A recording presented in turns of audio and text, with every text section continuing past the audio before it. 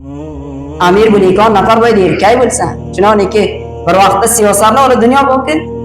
Xotinli podshohdi. Payg'ambar sollallohu alayhi vasallam aytadilarki, la yufliha qavmun. Bir qavm kamyob bo'lmaydi. Vallau amrahum imra'atun. Bularni vallau amrahum imra'atan. O'z ishlarini topshirib qo'ysalar bir xotinga. Bir xotin bechoraning mushkulotlari bor. Bu ma'noda emaski, xotinlar Xudoning akarda siyosat tabaqalarga ihonat qilsa, yo'q, bu izzat.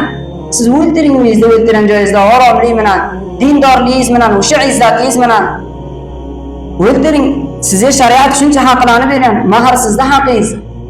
Sizga shuncha haq berganki, yer majburki tashqariga chiqsin deb sizni nafaqangizni keltirib bersin. Siz o'ltirgan joyingizda o'ltiring, bishiring yeying. Shuncha izzat bergan. Boy izzat bo'ling deydi. Din shuni deydi. Qancha boy izzat bo'ladi uyda o'ltirgan joyda, yer baroyatdan ishlov keladi, bu o'ltirgan joyda xarj etadi. Shuni deydi shariat.